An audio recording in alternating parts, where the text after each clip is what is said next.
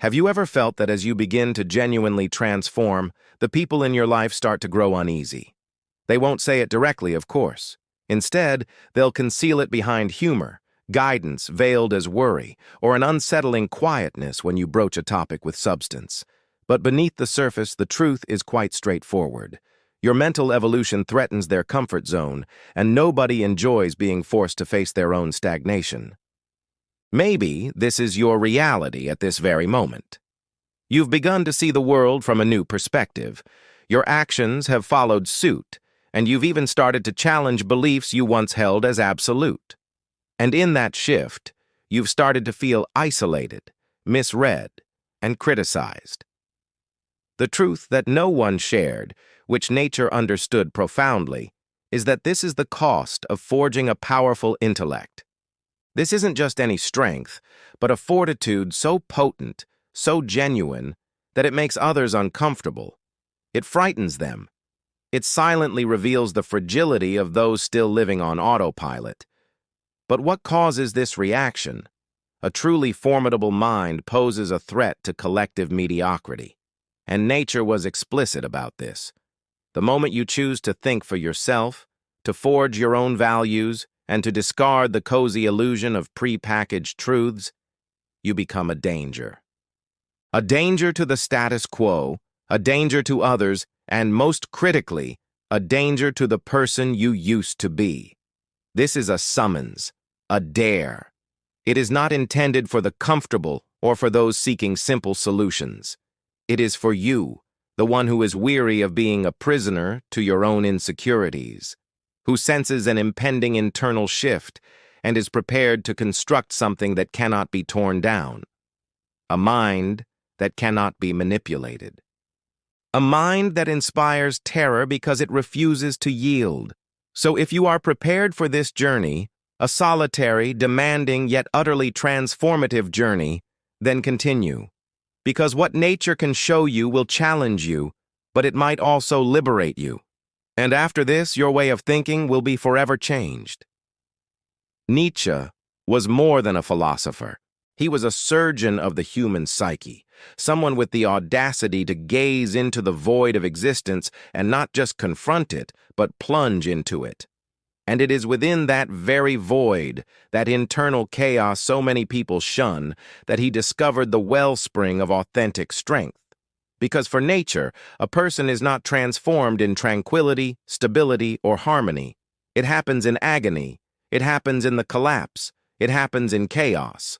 He famously wrote, "One must have chaos in oneself to be able to give birth to a dancing star." This is not a poetic flourish. It is a psychological assessment.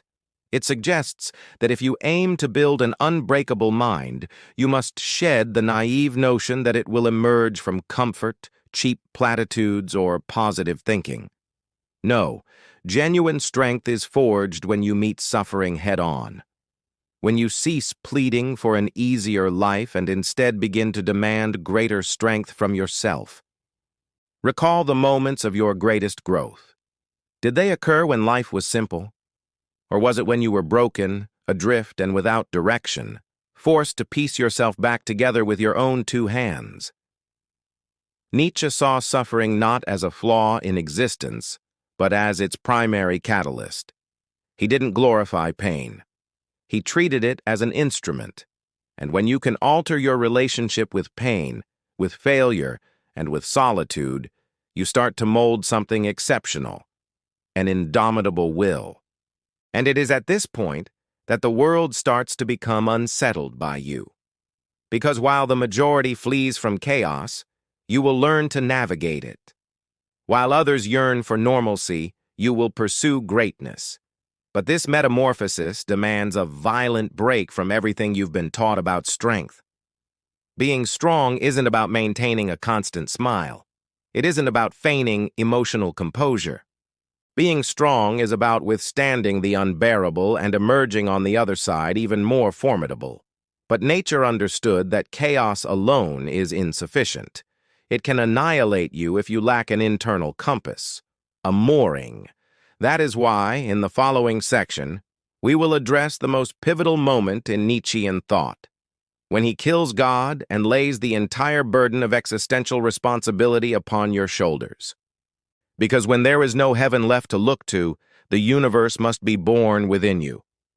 If this message is resonating with you, please click the subscribe button and join the channel.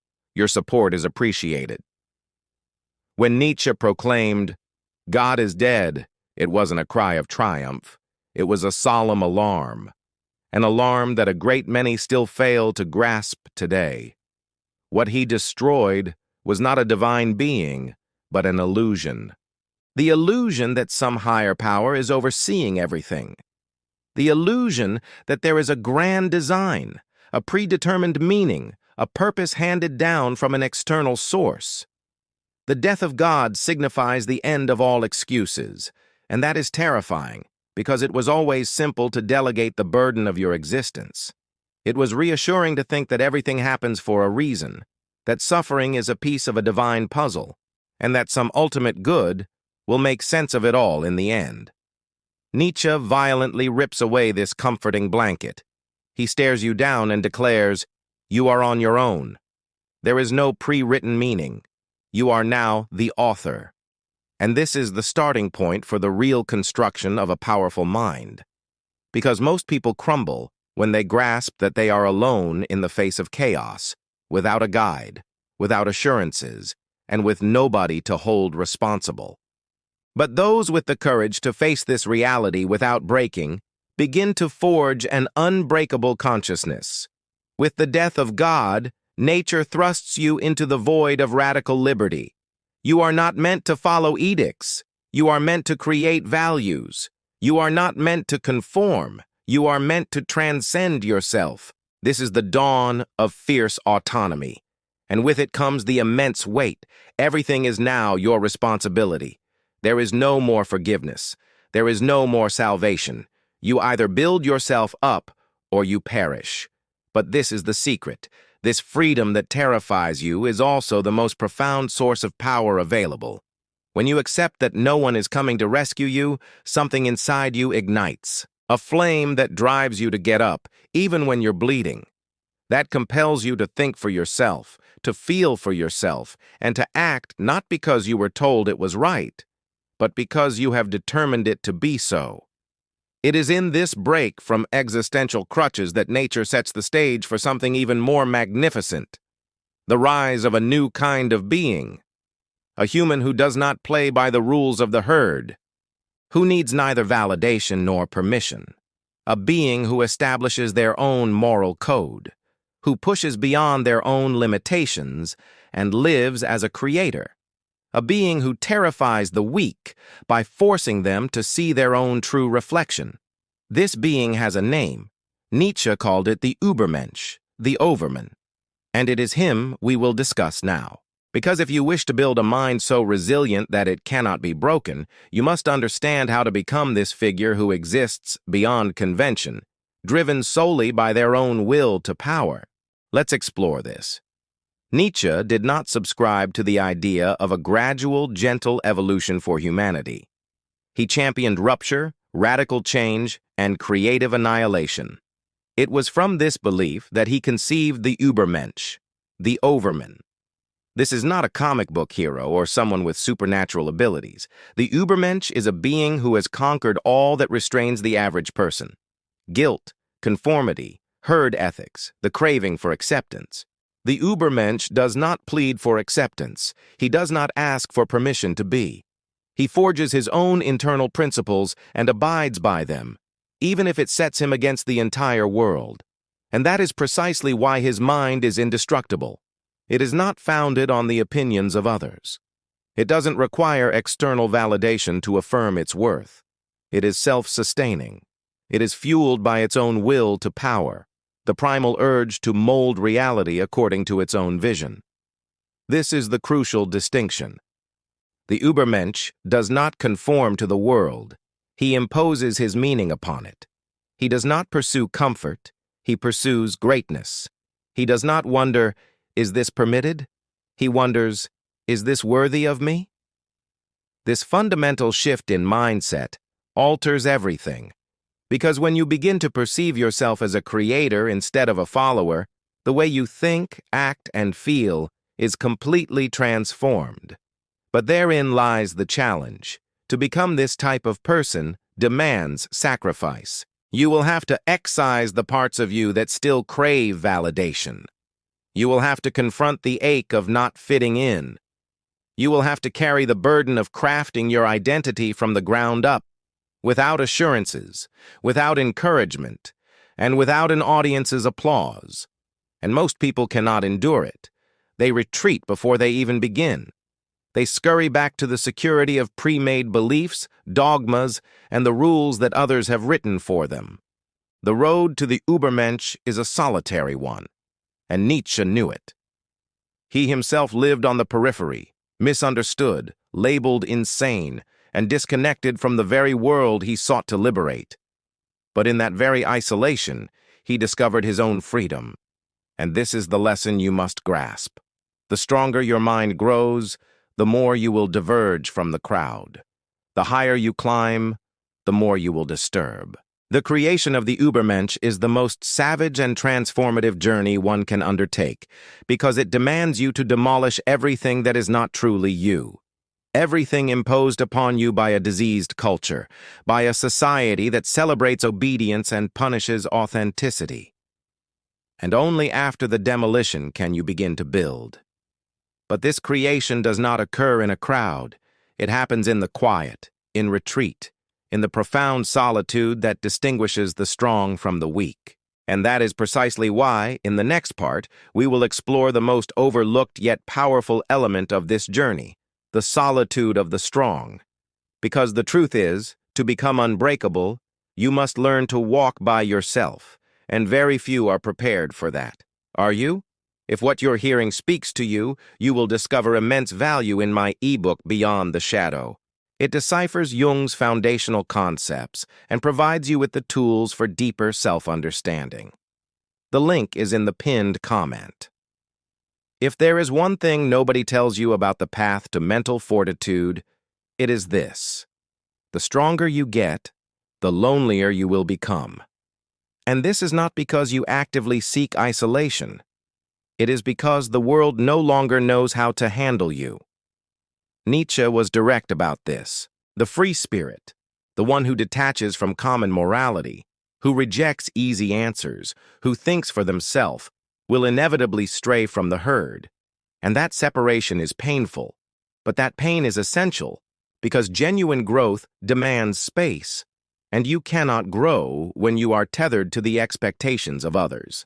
The majority of people exist in an invisible herd where every thought is monitored, every move judged by the reactions of others. You have become accustomed to moving in a group, thinking like the group, and feeling safe in the presence of others. But what Nietzsche advocates is the exact opposite. He yanks you from that comfort and casts you into the wilderness. In that wilderness, there is no applause, no accolades, no roadmap. There is only you. Your insecurities, your past traumas, your fears, and your urge to surrender. And this is where the true trial commences. Because what do most people do? They flee. They retreat back to their masks. They feign not to feel, not to think, not to see. But you, if you genuinely aspire to become someone who cannot be broken, must remain. You must withstand the silence that shows you who you truly are. Nietzsche said, "The individual has always had to struggle to keep from being overwhelmed by the tribe. If you try it, you will be lonely often, and sometimes frightened.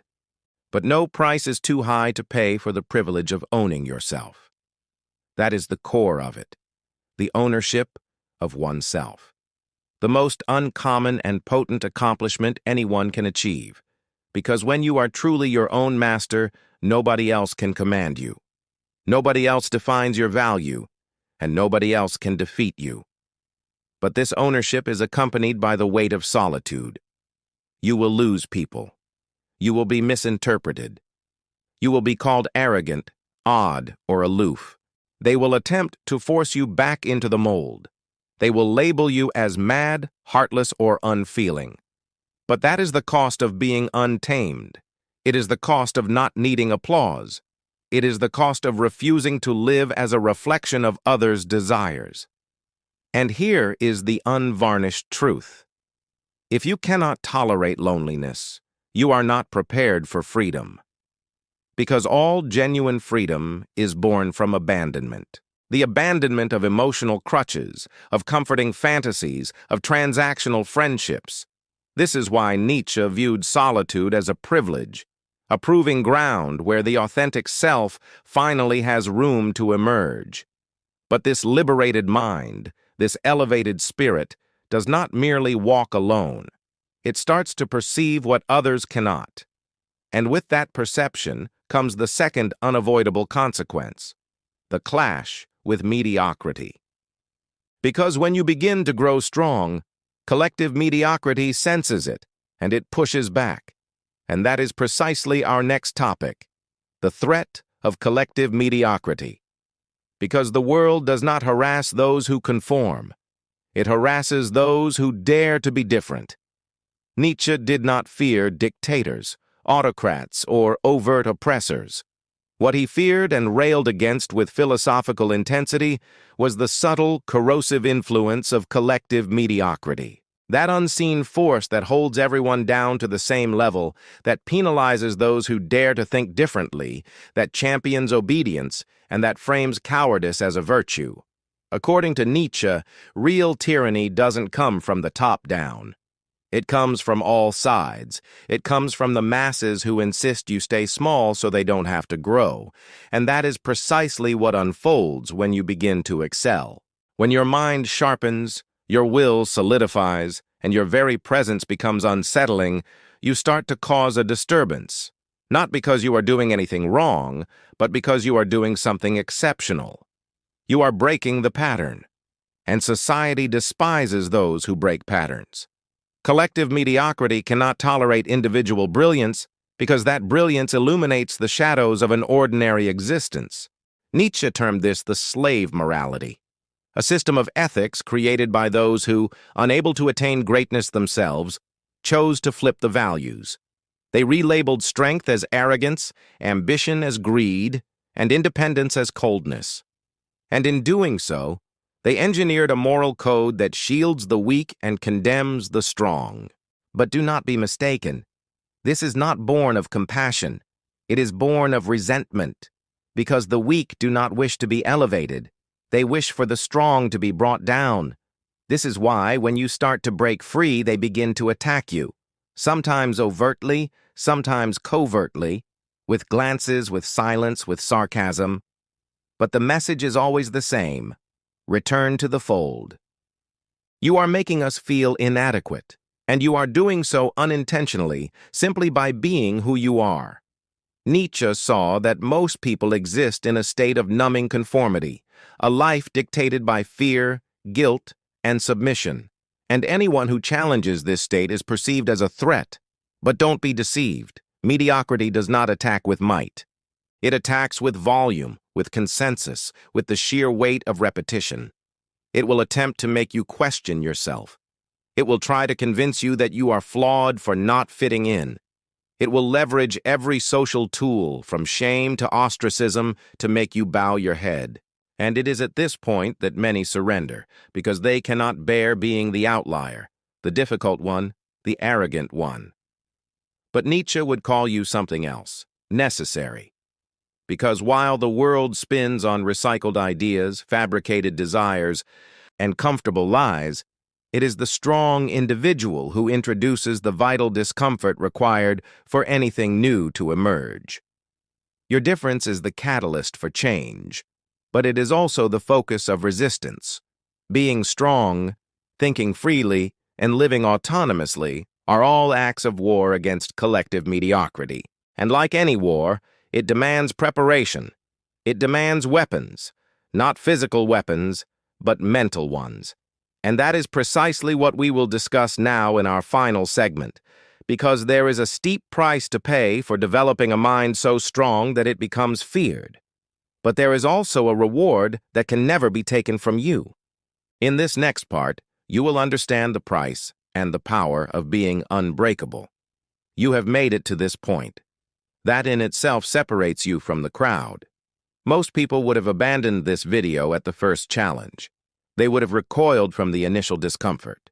They would have switched it off the moment they sensed this content was not designed to flatter them. This is a call to arms, a call for those prepared to release the comforting illusion and meet reality with unflinching eyes. Because forging a mind so strong it inspires fear is not merely a choice, it is a renunciation. You will experience loss. You will lose friendships that were built on superficiality. You will lose opportunities that demand your submission. You will lose the capacity to be satisfied with the mundane. But in return, you acquire something invaluable: integrity, clarity, presence. You will start to see that most people are sleepwalking through life, and that your awareness is unsettling, that your conviction makes others waver, and that your absence is felt more profoundly than the presence of many. This strength is not external. It is not found in self-help manuals, nor is it gained through slogans or hollow affirmations. It is excavated from the depths of the soul, in the quiet of challenging nights, in the choices that no one ever witnesses. It is the outcome of an internal battle between the person you were and the person you are becoming. And this battle never truly ends, because the truly strong are not those who have won.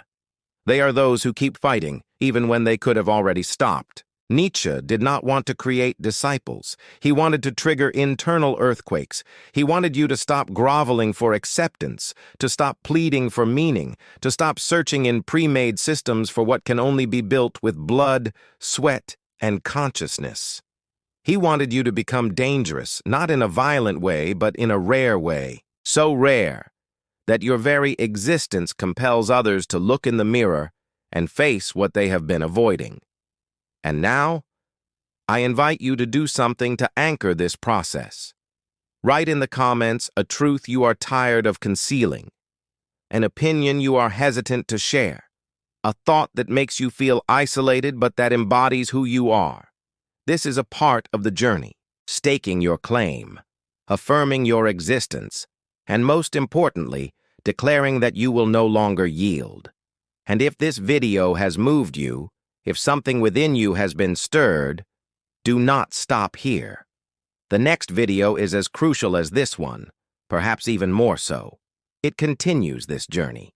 And if you have come this far, you know you are not watching merely out of curiosity. You are here because something inside you has already begun to shift. So press on. You are not alone. You are simply ahead of the curve. And that, my friend, is terrifying, but it is also liberating.